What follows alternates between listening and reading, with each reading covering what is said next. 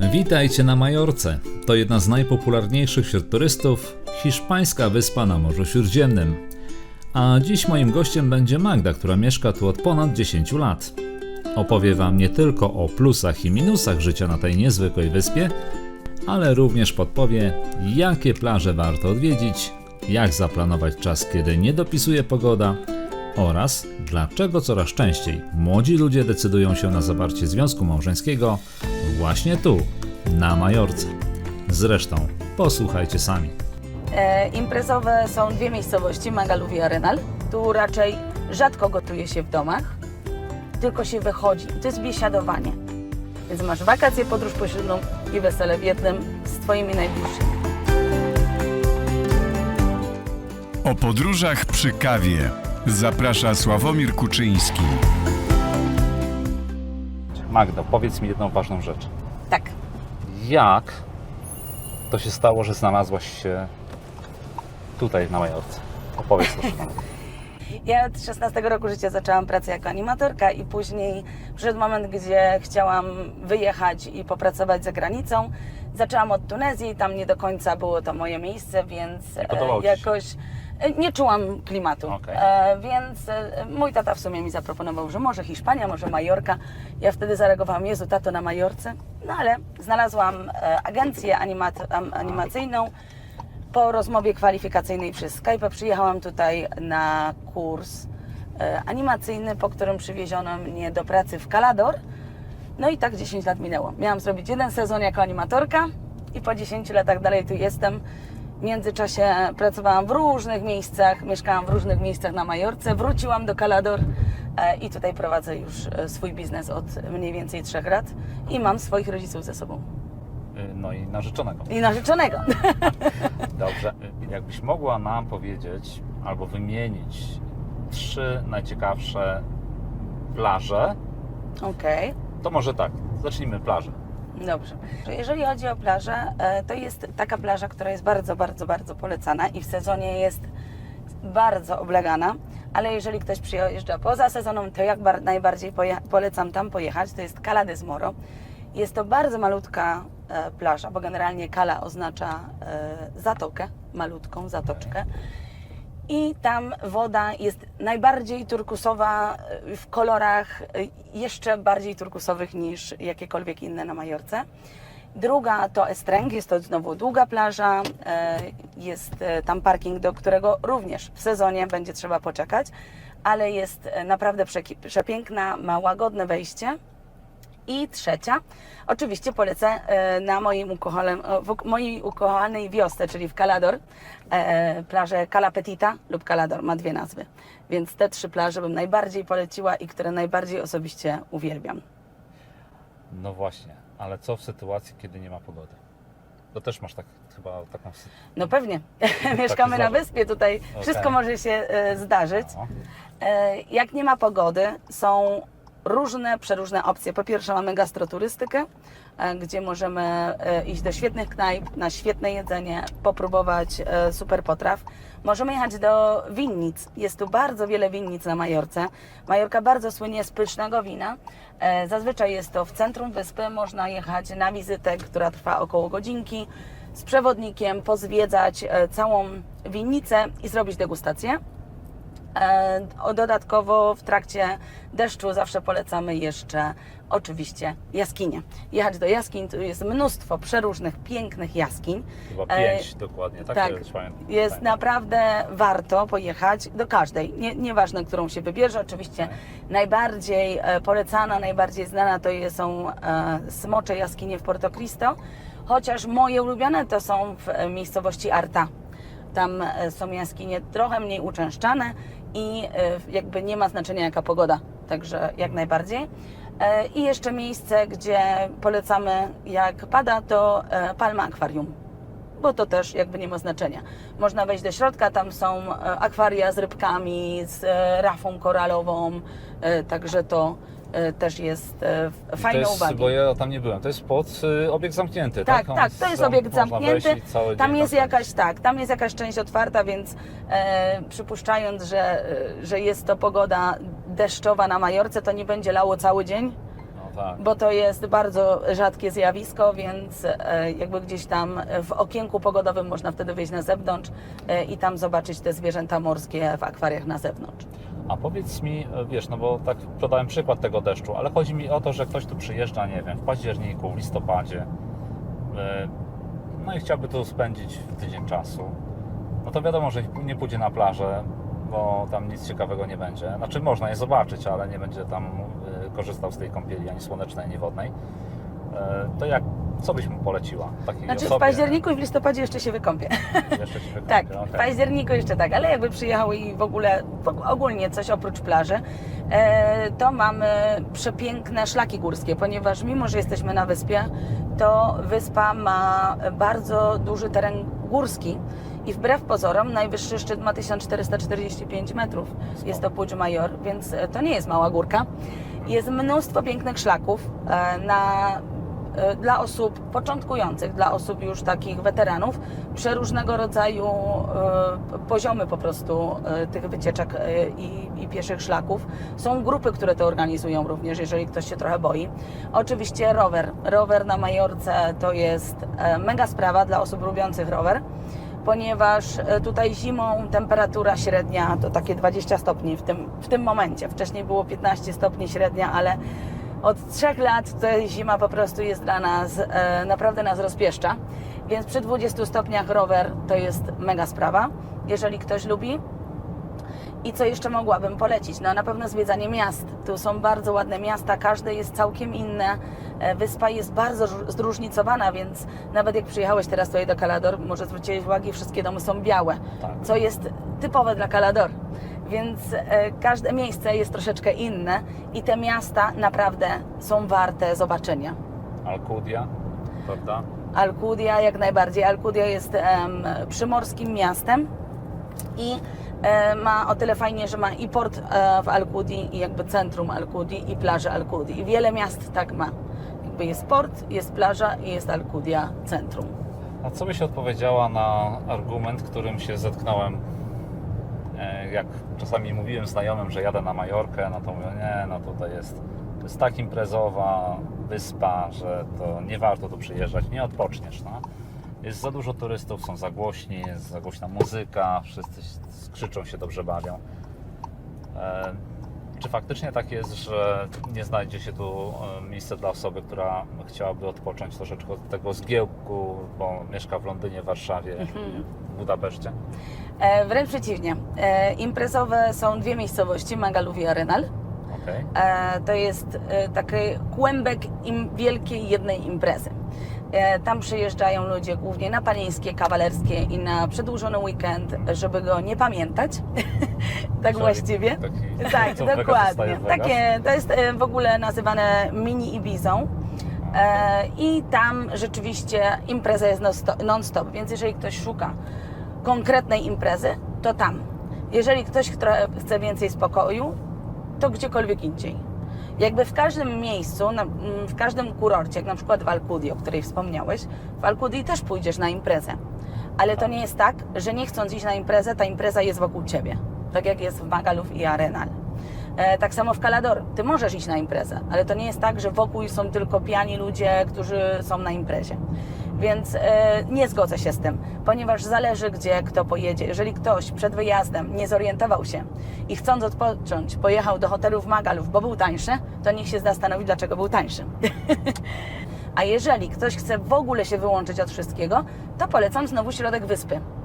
Wynająć typowy majorkański dom z mega ogródkiem otoczony drzewami, z basenem na przykład i wtedy tam jest totalna cisza i spokój. Mieszkasz na Majorce od 10 lat, tak, jeżeli dobrze rozumiem. Więc jakie są plusy życia na Majorce? Pogoda, to po pierwsze, bo jakby nawet jeżeli zima nie jest na pewno do kąpieli morskich i nie jest to lato, ale jest, tak jak mówiłam, około 20 stopni w dzień potrafi być. Wieczory już są chłodniejsze, ale mamy słońce. Tu jest dzień, tu jest słońce, tu jest 300 dni przeciętnie słonecznych w roku, podczas gdy w Polsce jest ich 60, więc różnica jest bardzo duża. Więc ta pogoda, te słońce, które daje takiej energii, To na pewno duży plus. Okej, czyli mamy pogodę. Jedzenie. Bardzo lubię hiszpańskie jedzenie i majorkańskie, które jest jeszcze trochę inne. W ogóle uwielbiam. Różnorodność jedzenia, świeżość tego jedzenia i kultura tego jedzenia. Tu raczej rzadko gotuje się w domach, tylko się wychodzi. I to jest biesiadowanie. Tam człowiek idzie z rodziną i 2-3 godziny siedzą w restauracji i biesiadują. I ten styl bardzo lubię. Przecież nie ma tu za dużo otyłych ludzi, bo to jest dość niebezpieczne takie biesiadowanie. Czy to wiesz? Ale Hiszpanie też dużo się ruszają, dużo tak. pracują i tym bardziej w sezonie, więc gdzieś to ma swój upust. Ale jest to na pewno dla mnie to jest duży plus, ponieważ bardzo to lubię i takie i w ogóle właśnie ludzie. Ludzie tutaj są bardzo przyjaźni. Mówimy oczywiście ogólnie, jak wiadomo, wszędzie można spotkać kogoś totalnie innego od tego, co ja mówię, ale ludzie są bardzo przyjaźni, uśmiechnięci. Tutaj jak kogoś spytasz, jak tam, co tam u Ciebie, to wszyscy Ci odpowiedzą, super, dobrze. Nawet jeżeli nie ma najlepszego dnia dzisiaj. I są pomocni, są tacy, myślę, że to jest też dzięki tej pogodzie.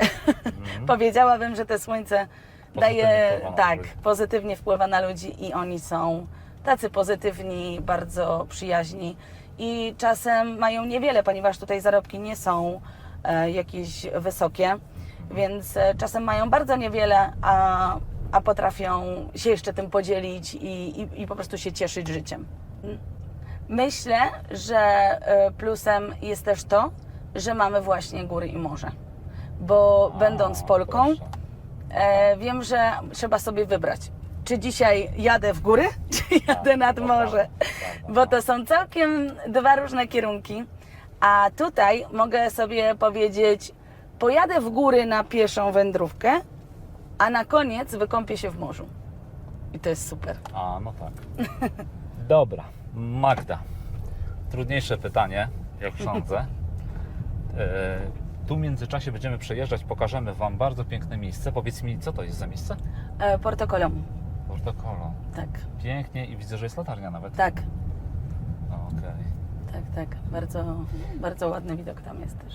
Trudniejsze pytanie, bo chciałbym, żebyś powiedziała o wadach życia na Majorce. Na pewno wielkim minusem, do którego trzeba się przyzwyczaić, jak się zaczyna tu mieszkać, to wilgotność. Jako że to jest wyspa, to potrafi dojść nawet do 90% wilgotności. To w pomieszaniu z sierpniowym 40 stopni to jest po prostu bardzo ciężkie. Generalnie jest tak, że się wycierasz i pocisz od razu. Także nie da, to jest temperatura i wilgotność, to jest strasznie odczuwalne. I w drugą stronę tak samo. Zimą przy temperaturze wieczorem na przykład 10 stopni jest takie przeszywające do kości zimno, a domy nie są ogrzewane, nie są przygotowane na te temperatury. I ja oczywiście mam już cały system ogrzewania w domu, ale generalnie tutaj jest ewentualnie klimatyzacja odwrócona, więc ta wilgotność na pewno jest trudna, aby się przyzwyczaić. I to by był taki minus, o którym bym powiedziała. Drugi, To jest, przepraszam, tak, wejdę Ci w zdanie, bo to jest ogólnie specyfika wszystkich wysp. To nie jest tak, że to jest specyfika Majorki, bo pamiętam, że na Santorini też notabene Twoja imienniczka Magda, która tam mieszka, narzekała na wilgoć. tak. Czyli to Tak. jest taka cecha Tak, to wyspy. jest cecha wysp oczywiście, ale jako, że my nie pochodzimy z wyspy, Tak, to jest to coś, co Dla jest nas nowe, odczuwalne. inne i na pewno trzeba się przyzwyczaić i to ma jakby swój etap przyzwyczajenia. Tego, żeby jak wywiesisz pranie, to mieć na uwadze, że zanim zajdzie słońce, trzeba je wziąć do środka, bo inaczej to na nowo będzie trzeba je suszyć. Że szafy trzeba wietrzyć, jeżeli masz ciuchy na przykład w sypialni, która jest najbardziej wilgotna. Jakby wszystkie takie rzeczy trzeba mieć na uwadze, a w Polsce nie musimy o tym myśleć. Więc jest to na pewno rzecz, do której trzeba się przyzwyczaić. Mnie już to tak nie przeszkadza, to też 10 lat, no to jednak zdążyłam się przyzwyczaić, ale kto przyjeżdża, czy na wakacje, czy na jakiś czas, to zawsze na to narzeka na początku. Więc na pewno jest to coś, do czego trzeba przywyknąć. Ale rozumiem, że turysta przyjeżdżający tu na 2 tygodnie nie jest w stanie tak do końca tego odczuć. Nie, bo to tak naprawdę jak jesteś na plaży, na basenie, to nie. Jedyne co, no to możesz zauważyć, że ręczniki z plaży ci nie sną tak szybko i tyle. Jakby w hotelu to absolutnie nie. To był pierwszy minus. Tak. Stały ci jeszcze dwa. Sprawa jest skomplikowana. Myślę, że jeżeli minus mieszkania na Majorce, to biurokracja. Bardzo ciężko załatwić tutaj papiery różnego rodzaju, bardzo długo się czeka, trzeba przez stronę internetową umówić wizytę. Zazwyczaj jeżeli jest to coś, czego wcześniej nie robiłeś albo nie spytałeś kogoś, jak to się robi, to najprawdopodobniej pójdziesz na tą wizytę i będzie Ci brakowało kilku papierków, Okay. które aby mieć, będziesz musiał zamówić wizytę w innym urzędzie i to wszystko trwa. Więc do tej biurokracji też się przyzwyczajam, bo uczyłam się tego wszystkiego, co potrzebuję do czego. Teraz ja niektórym znajomym załatwiam takie numery identyfikacyjne, pomagam im, ponieważ ja już wiem, co trzeba i jak to trzeba wszystko zrobić, żeby przez tę papierologię przejść. Ale jak ktoś jest nowy i ma to wszystko sam zrobić, to sobie nie wyobrażam. A powiedz mi, dobra, to jest drugi minus. Osoby, które chciałyby przeprowadzić się na Majorkę, muszą brać to pod uwagę, że brak znajomości hiszpańskiego jest pewną Jest barierą. przeszkodą, barierą, prawda? Na pewno od czegoś trzeba zacząć, ale ja przyjechałam też bez języka, ale pracowałam w takim sektorze, że ten hiszpański mi nie był potrzebny i mogłam się go w międzyczasie uczyć. Więc to jest trochę inaczej. Okej. Trzeci minus? Nie wiem. Nie ma? Trzeci minus. Słuchaj, nie jest latem za gorąco na przykład? No nie no, wiesz, sierpień jest naprawdę bardzo ciężki. Tym bardziej jak na przykład mamy wesele. Okej. I tu wesela są na zewnątrz i mimo, że one są późno, to te wesele trzeba przygotować, przywieźć dekoracje, kwiaty w pełnym słońcu, to wszystko przygotować. I ten gorąc generalnie jest bardzo odczuwalny. My się na takim weselu przebieramy kilka razy przed przygotowaniem w ogóle. Przed skończeniem przygotowania przebieramy się kilka razy, ponieważ pocisz się okropnie. Ale jeżeli ktoś może sobie pozwolić, to w tym czasie na przykład może wrócić sobie do Polski na miesiąc. No, ale I to wtedy, odpocząć. wiesz co, wczoraj w restauracji spotkałem dwóch Polaków i oni mieszkają, znaczy tak, pracują w Irlandii przez 6 miesięcy i 6 miesięcy spędzają na Majorce, nie pracując, nie? No ale to jest taka, wiesz, cecha już ludzi, którzy raczej są kawalerami niż osoba, która ma rodzinę, nie? No Żeby jasne, tak, jasne. tak funkcjonować. Nie, na pewno Ukropie jest okropny, jeśli chodzi o lato. Trzeba też się do niego przyzwyczaić, bo jest naprawdę ciepło. Czy przez ten okres czasu, znaczy przez rok czasu, jest taki miesiąc, czy tam 2 miesiące, które stwierdziłabyś, że nie warto tu przyjeżdżać? Bo Nie. jest, nie wiem, za zimno, za duże ryzyko. Nie ma żadnego takiego miesiąca, ponieważ każdy okres roku ma w sobie wady i zalety.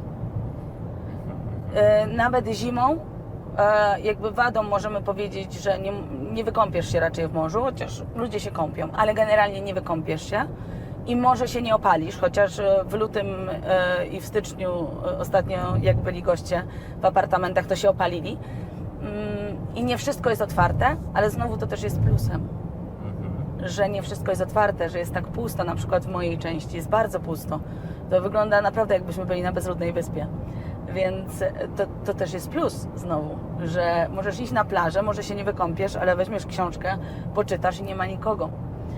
Możesz jechać właśnie w góry, możesz jechać na rower, więc każdy czas, każdy miesiąc ma plusy i minusy. A na przykład pora deszczowa, bo kiedyś trafiłem tu na porę deszczową na Majorce, to jest tak, że wiesz, bo w Polsce, nawet latem, ja jestem pod Koszalina, często moi znajomi przyjeżdżają do Mielna, do Łaz i tam jak się popsuje pogoda, przyjechali na tydzień i przez tydzień pada. Czy tu jest takie niebezpieczeństwo, że przez tydzień Ciężko. będzie... Nie, to raczej chyba Ciężko. spadnie deszcz. Może taka... się zdarzyć. Pamiętam, zdarzyło się chyba 4 albo 3-4 lata temu. Wtedy moi rodzice jeszcze tutaj nie mieszkali i moja mama przyjechała z koleżankami, żeby zaopiekować się moim psem, ponieważ my pojechaliśmy na wakacje w tym czasie. I całe 3 tygodnie im lało. To był jedyny raz przez te 10 lat, Tu kiedy na Majorce? tak, Ale czekaj, 3 tygodnie czy... 3 tygodnie. 3 tygodnie. Praktycznie non-stop padało. Przez 10 lat, jak tu mieszkam, nie widziałam czegoś takiego. Także to była totalnie taka jakby w ogóle niespotykana pogoda. Więc raczej nie ma opcji, żeby się tak zdarzyło, że cały tydzień Ci będzie padać. W ogóle, żeby cały dzień padało, to już jest dziwne. Bo tu jest tak, że rano możesz wstać i wygląda jakby, wiesz, chmury, ciemno, leje, ojejku, ale dzisiaj mamy dzień, trzeba coś innego zaplanować. I ludzie mi piszą, co mamy dzisiaj zrobić, bo pada, co robić. A za godzinę chmury po prostu się otwierają, odchodzą i jest po prostu taki błękit i słońce, więc pogoda się tu zmienia bardzo dynamicznie. Myślę właśnie, że jak na każdej wyspie. I ciężko ją w ogóle przewidzieć, bo może się zdarzyć, że za 2 godziny będzie padać. I to by było dziwne, ale jest to możliwe. Ponieważ tutaj naprawdę się czasem dzieją takie rzeczy, które są nienormalne. Ale żeby ci lało tydzień, to naprawdę trzeba naprawdę źle trafić, bo tak przez 10 lat jak tu mieszkam, to raczej tak nie spotkałam się. Raz z tymi 3 tygodniami i tyle. Dobrze. Zadam Ci jeszcze takie dość specyficzne pytanie, ale kiedyś ktoś do mnie napisał z takim właśnie zapytaniem pod moim filmem. Wyobraź sobie osobę, która nie ma samochodu, nie ma uprawnień. Młodzi ludzie bardzo często są blokowani nawet przez to, że wypożyczalnie nie pożyczą mi auta, jak nie mam 24 lat. To jest prawda. No. Gdzie dobrze się ulokować w takiej sytuacji? Nie mam prawa jazdy, chciałbym przyjechać na Majorkę, ale być w takim miejscu, gdzie mogę dojechać sobie do fajnych plaż, fajnych miejsc. Wiesz co, w sezonie praktycznie każde miejsce Majorki ma komunikację miejską. Więc nawet jakby porównuję Ci Cala d'Or, no bo tu mieszkam i jakby to też jest miejsce, gdzie wiem, jak to wygląda w każdym momencie. Jest tak, że zimą jest kilka tych autobusów, więc trochę jakby ciężko, ale za to w sezonie w tym momencie dojedziesz prawie wszędzie. Masz autobus do Palmy, na lotnisko, do jaskiń, na Park Naturalny Cala Mondrago, gdzie są piękne plaże, więc jakby tą komunikacją w sezonie, gdziekolwiek nie będziesz, to dojedziesz. Czyli nie ma z tym problemu. Nie. A powiedz mi, jak teraz wygląda sytuacja? Jest więcej turystów? Czy ich liczba wzrasta? Czy jest tak, że musicie walczyć o tego klienta? Wzrasta, na pewno wzrasta. Tak, jest coraz więcej, i to widać. Na pewno. Ale to nie będzie problemem w najbliższych latach, że jednak te plaże będą przepełnione? Majorka, wiesz, no Santorini wprowadziło ostatnio ograniczenia dla turystów. Na Majorce też planują to zrobić, teraz są różnego rodzaju strajki. Myślę jednak, że koniec końców wyegzekwuje to cena. Czyli będzie co Cały drożej. czas będzie tylko drożej. Tak uważam. Nie jest to optymistyczne. Nie, ale tak z tego co widzę i jak to jest w porównaniu z kilkoma latami, czy ceny hoteli, zakwaterowań, czegokolwiek. Czyli tak, ale to zanim do tego przejdziemy, mamy plusy, mamy minusy, a jeszcze jedną rzecz chciałem Ciebie zapytać. No wyobraź sobie, że przyjeżdża do Ciebie ktoś na weekend. Ktoś, na kim Tobie zależy. Co chciałabyś mu pokazać? Co byś mu pokazała na Majorce? Na pewno są takie 2 dni, które zawsze robię dla kogoś, kto nie był na Majorce, kto ma tylko chwilę. Pierwszy to jedziemy do miasta Valldemosa, to jest miasto Chopina. Son Marroch to jest mniej znane miejsce, które jest 10 minut od Valldemosy. To jest dom arcyksięcia austriackiego Luisa Salvadora. Ma obłędny widok. Sóller, miasto pomarańczy, ale nie jedziemy starym tramwajem. I potem jedziemy na drogę węża La Calobra, bo to jest droga naprawdę kręta po górach z widokiem na morze. I to jest już mega dzień, ponieważ zobaczymy bardzo wiele, piękne widoki, naprawdę takie niespotykane. Więc to na pewno jeden dzień. A drugi pokazałabym plażę, czyli pojechalibyśmy do Parku Naturalnego Cala Mondrago, plaże w Cala d'Or, Cala de Moro z Cala Salmunia, które są obok siebie, Estrenc i jakbyśmy zdążyli, to Cala Pi. Aha, okej. To by była jedna część takich samych plaż. To tak bym zrobiła, 2 dni. Zwiedzilibyśmy 2 części Majorki. Oczywiście do tego niezbędny jest samochód. Tak, no tak. Bo Nie, to byśmy... komunikacją by się to nie udało. Nie, w jeden dzień nie. Poza tym do La Calabra w ogóle nie dojechalibyśmy komunikacją, więc Aha, okej. ciężko. Wspomniałaś o tym, że zajmujesz się organizowaniem imprez. Zawsze jest tak, że osoba, z którą rozmawiam, ma możliwość o tym troszeczkę opowiedzieć, czym się zajmuje. Powiedz mi, dlaczego ludzie się decydują w ogóle na tego typu imprezę? Czy to jest tylko ta kwestia pogody, że tutaj mają gwarantowany słoneczny dzień? Absolutnie nie.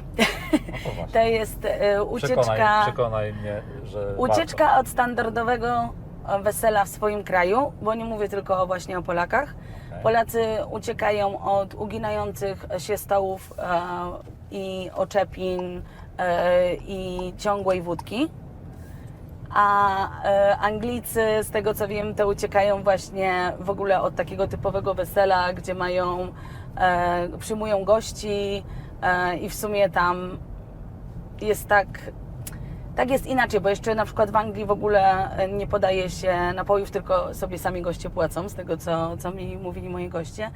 Więc tutaj uciekają od tego totalnie i robią to w hiszpańskim stylu, dodając trochę swojego stylu, ponieważ na naszych polskich weselach tutaj również jest wódka, tylko dodatkowo jeszcze są różnego rodzaju rzeczy, które się dzielą w trakcie, są jakieś w ogóle, nie wiem, na przykład show flamenco, pokaz flamenco albo akrobaci, jest całkiem inaczej zrobione. Jest to trochę takie wesele z, nie wiem, z festiwalem pomieszane.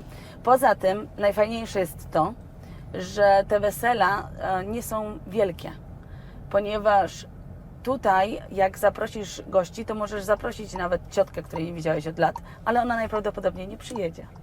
Więc masz tylko tych najbliższych. 20-30 osób najbliższych, które chcesz, żeby z Tobą były, są z Tobą przez cały tydzień na wakacjach i jeden dzień z tych wakacji to jest wesele. Więc masz wakacje, podróż poślubną i wesele w jednym z Twoimi najbliższymi. Ale to jest tak, że te pary młode zostają później już na Majorce jeszcze tam 2 tygodnie po weselu, czy Przyjeżdżają różnie? zazwyczaj na tydzień, łącznie na okej. tydzień. Więc zazwyczaj w drugi, trzeci dzień od przyjazdu jest wesele. Czy koszty poza przelotem są dużo wyższe niż wesela w Polsce? Jak to oceniasz? Powiedziałabym, że w tym momencie są bardzo podobne, ponieważ z tego co się dowiadywałam, to naprawdę są ceny już przybliżone. Chociaż jakby catering tutaj na pewno jest trochę jednak jeszcze droższy, ale w Polsce, jeżeli musiałbyś wydać trochę mniej, ale na 100 osób, a tutaj wydasz trochę więcej, ale na 30, to masz tą różnicę dużą.